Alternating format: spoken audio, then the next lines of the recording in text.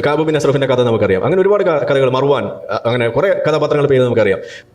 കുട്ടിക്ക് പാല് കൊടുത്തുകൊണ്ടിരിക്കുന്ന സമയത്ത് ആ സ്ത്രീയുടെ പള്ളയിൽ കത്തി കുത്തി ഇറക്കിയിട്ടാണ് പകരം വിട്ടത്. എന്താ ചെയ്തത്? ആ സ്ത്രീ മുഹമ്മദ് നബീനെ വിമർശിച്ചുകൊണ്ട് എഴുതി. ഇതാണ്. അപ്പൊ എഴുതുക എന്ന് പറയുന്നത് പോലും ഇസ്ലാമിലില്ല. അപ്പൊ ഇവിടെ ഈ ഫിത്ന എന്ന് പറയുന്ന ഒരു സാധനത്തെ ഫൈറ്റ് ചെയ്യുക എന്നുള്ളതാണ് ഒരു മുസ്ലിമിന്റെ അടി മുതൽ മുടി വരെയുള്ള തൊഴിൽ.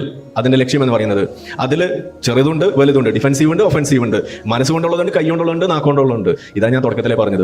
ഒരു റിച്വലിസ്റ്റിക് മുസ്ലിമിനെ ഒരു പൊളിറ്റിക്കൽ മുസ്ലിം ആക്കുന്ന ഒരു പ്രക്രിയ മാത്രമാണ് ജിഹാദ്. അതിൽ ഈ പറയുന്നതെല്ലാം പെടും. ഈ കബീറും പെടും, സഹീറും പെടും, എല്ലാം പെടും. പ്രിയപ്പെട്ട രാഹുൽ, ഇതറിയണം. ഇതറിയാത്തത് കൊണ്ടാണ് ഇതെന്തോ വലിയ സംഭവമാണെന്ന് വിചാരിച്ചിട്ട് പറഞ്ഞത്. ഇസ്ലാമിലെ ഈ സ്പിരിച്വൽ പ്യൂരിഫിക്കേഷൻ അല്ലെങ്കിൽ ഇന്റേണൽ റൈറ്റസ്നെസ് ഉണ്ടാക്കാന്ന് പറഞ്ഞു കഴിഞ്ഞാൽ ഇസ്ലാമിനെ കുറിച്ച് പഠിച്ചുകൊണ്ട്, ഇസ്ലാമിലെ ആശയങ്ങളെ കുറിച്ച് മനസ്സിലാക്കിക്കൊണ്ട് നിങ്ങൾ ഒരു യഥാർത്ഥ നല്ല വിശ്വാസിയാകാൻ വേണ്ടിയിട്ടുള്ള പണികൾ എടുത്തുകൊണ്ടേയിരിക്കുക. ഇതാണ് ഇസ്ലാമിലെ കാര്യം. ഇത് ചെയ്യുന്നത് എന്തിനു വേണ്ടിയിട്ടാണ്? എന്നാലാണ് ഒഫൻസീവ് ജിഹാദിന്റെ സമയമാകുമ്പോൾ നിങ്ങൾ അവിടെ ഉണ്ടാവുള്ളൂ. ഇല്ലാന്നുണ്ടെങ്കിൽ നിങ്ങൾ വേറെ വഴിക്ക് പോകും. കാരണം എന്താ? അതിലൊരു പ്രധാനപ്പെട്ട ഘടകമാണ് ഈ ഡിസയേഴ്സ്.